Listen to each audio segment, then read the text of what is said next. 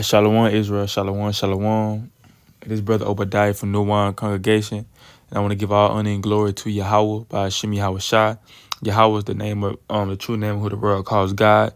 But Hashem just means in the name of. And Yahweh Shai is the name of who the world calls Jesus Christ. And this lesson I'm going to touch on, man, it's kind of going to be like, I don't really know what I really want to title this video right now. I'm just going to pull, if it's the Lord's will, I'm going to pull a Micah, what I'm on right now on the screen, Micah 7 and 15 through 20. And I also going to pull a scripture in Wisdom of Solomon 5, just to go into our salvation and just show how the heathens are going to be looking as we get saved out of this captivity.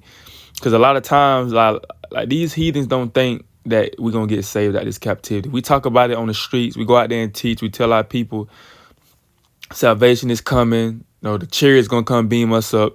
They don't truly think that, man. They don't think that we finna get saved. They think that we nothing. Remember, in their constitution, we 3/5 of a man.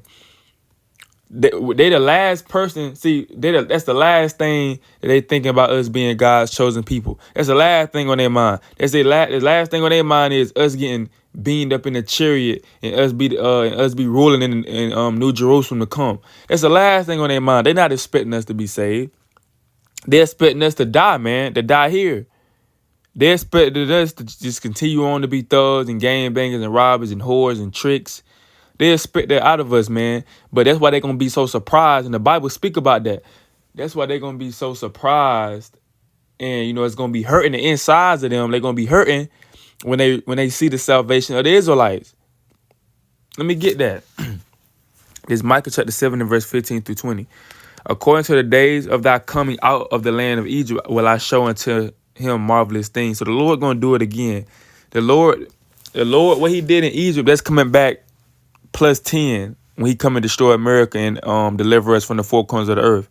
We gonna see marvelous things, man. We're gonna see some signs that we never seen before. The Lord gonna have some things happen that we never seen before, man, just to show that he with us and show his power. That's what's coming to this earth. See, a lot of people just so comfortable and they so cool with just being here and everything going the way it is. No, it's gonna be a change. It's gonna be a change, man. We finna witness some miracles, some power on this earth by the God of Israel.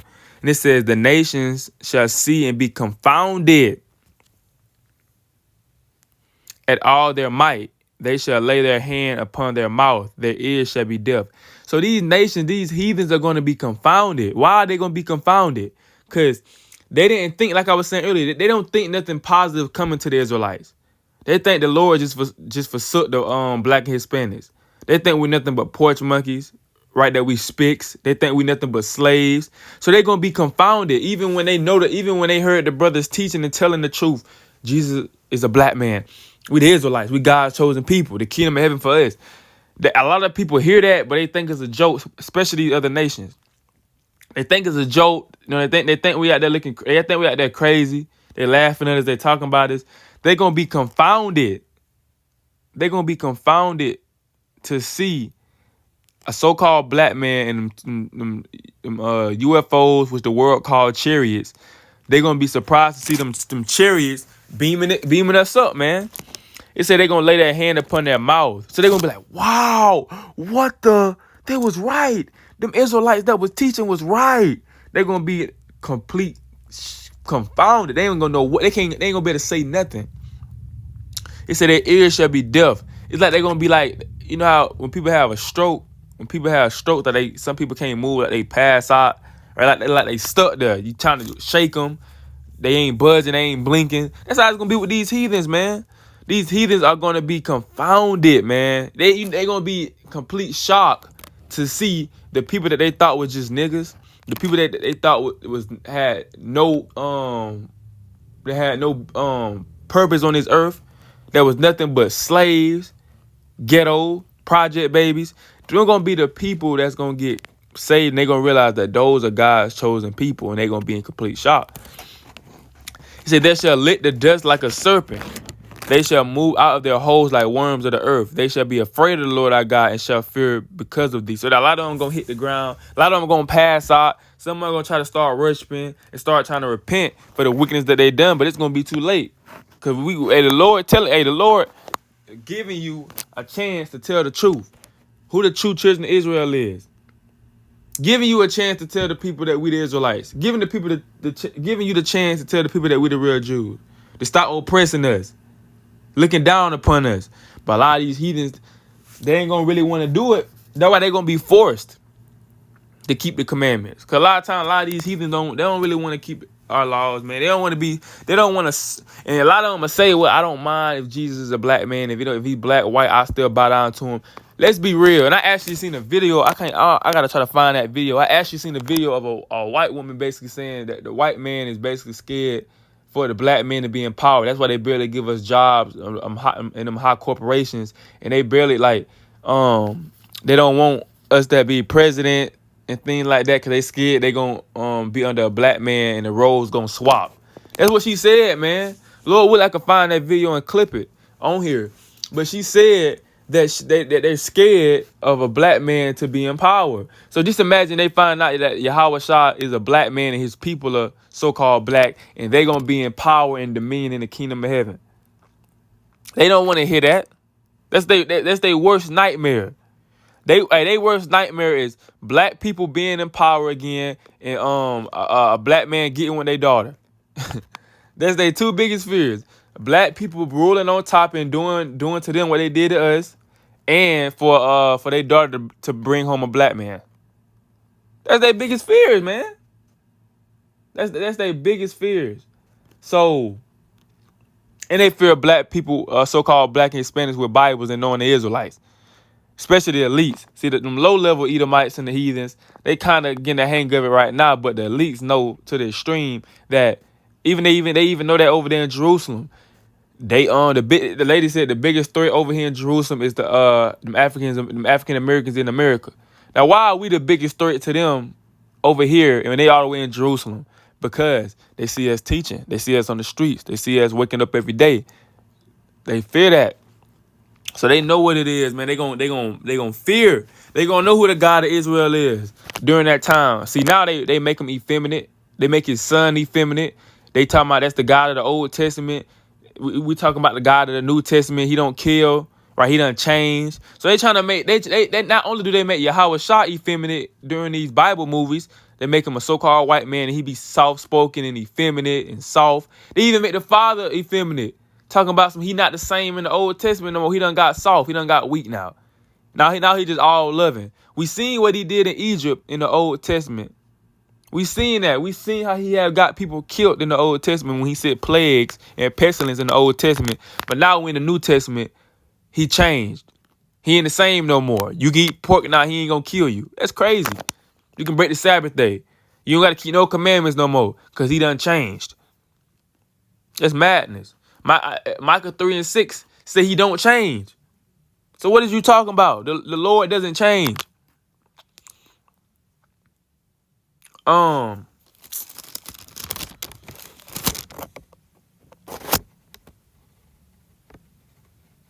ain't Micah 3:6. Let me see what that is. Let me pull that. I knew that one, Micah 3:6.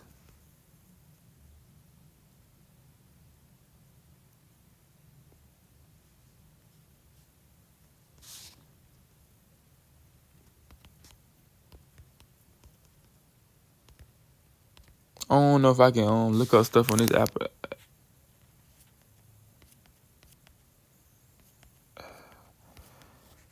What that is, man.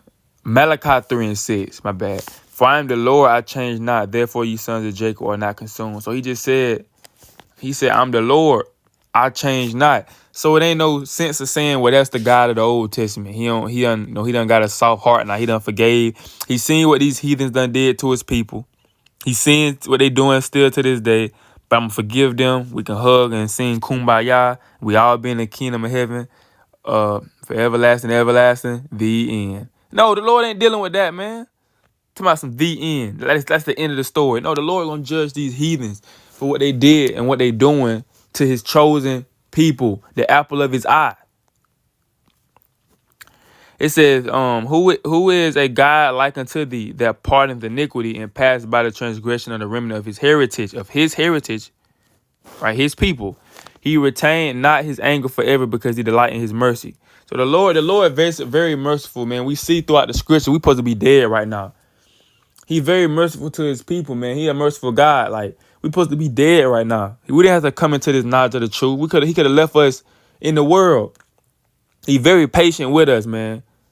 If it was a man, men be quick to want to fight you, to want to kill you if you do something to him.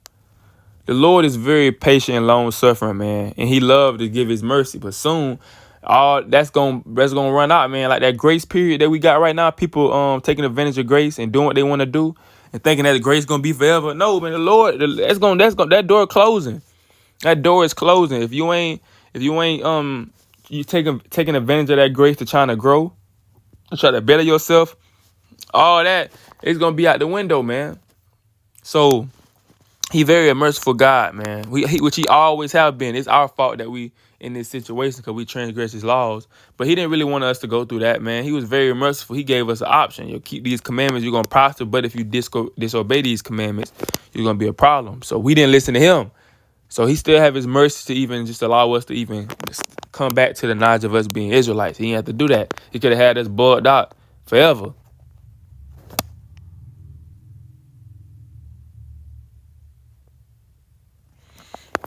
It says He would turn again. He would have compassion upon us.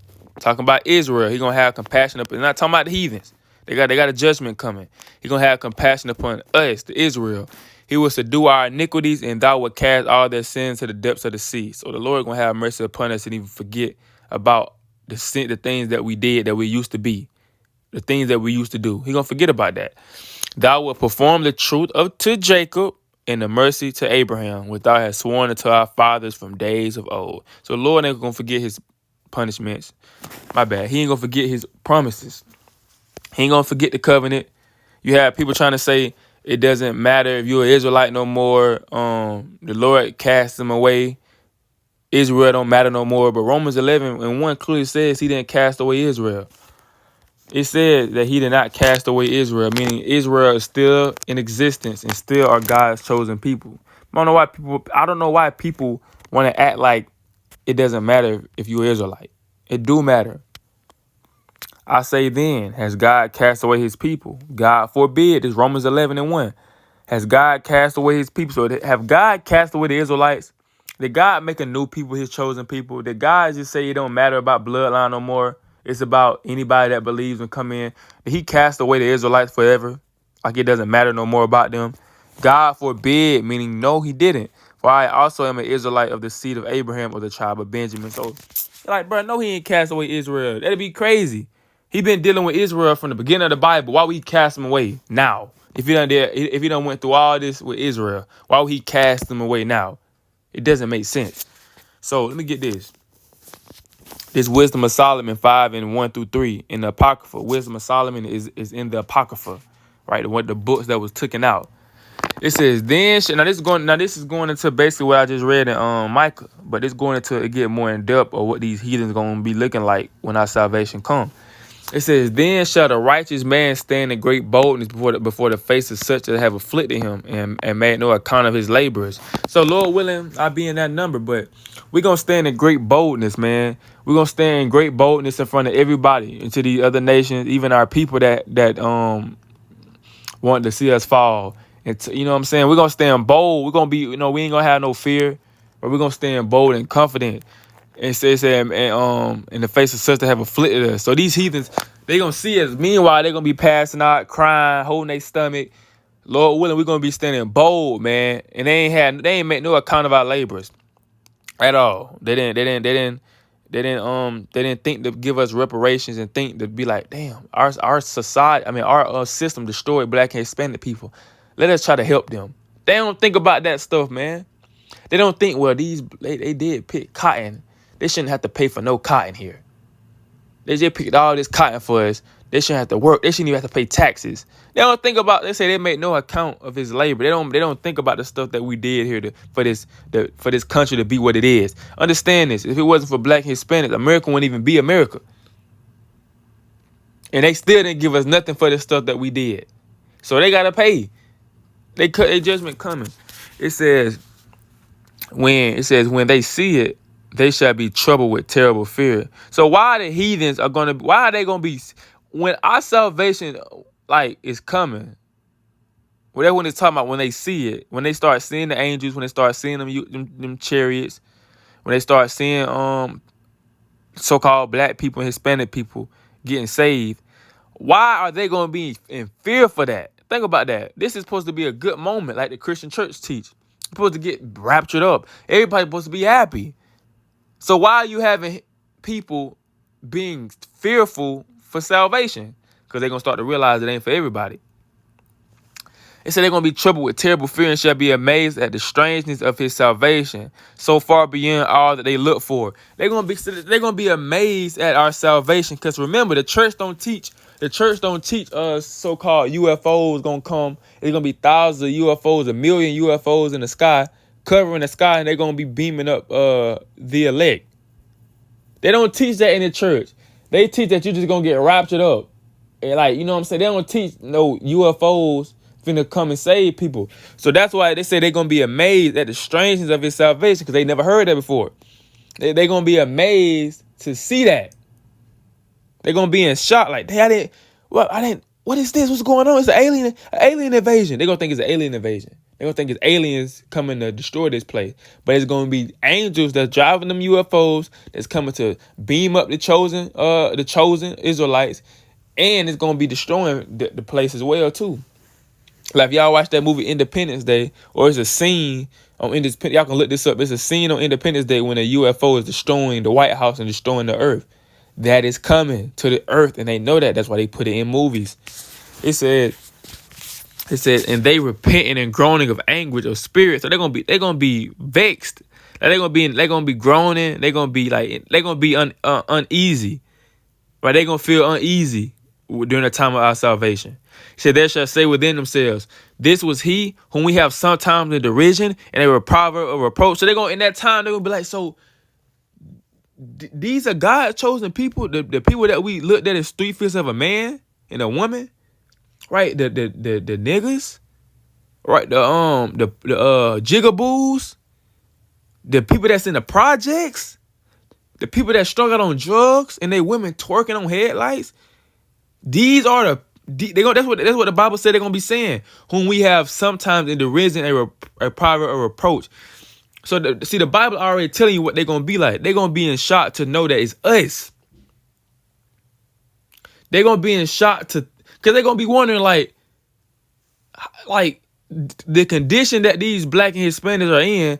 Is no way they can be God's chosen people. There's no way God can have favor with them, because people, excuse me. Because people look at materialistic things nowadays.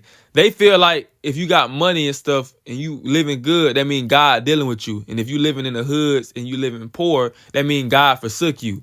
That's how they look at it. A lot of people look at that. So when they see and realize that these Israelites are the black and Hispanic people that's living in poverty, that done got beat for 400 plus years, they're gonna be like, dang. These are the people that we had derision and called a proverb and, treated them wrong. And guess what? They're going to be so scared and fearful because they mind is going to go to, well, if they God's chosen people and we've been treating them wrong for 400 plus years, what's going to happen to us? What's going to happen to us for treating them like that? So they're going to start thinking.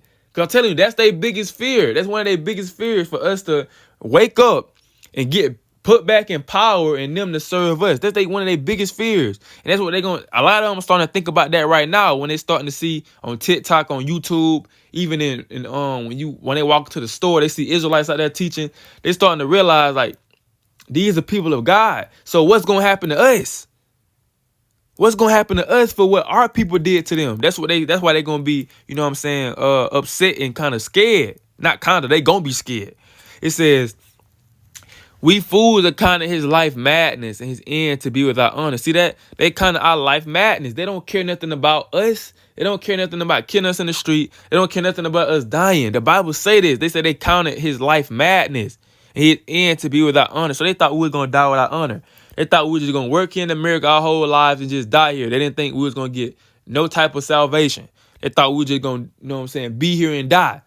and serve them forever. No. It says they're gonna be like, it said, I'm gonna get 5 and stop. It says, how is he numbered among the children of God, and his lot is among the saints? So that's what they gonna say. How is they the saints? The niggas in the hood. That's stealing, robbing, got gold teeth in their mouths. Them are the people of God? How? That's how they gonna be. How? How is he numbered among the children of God? How is they among the saints?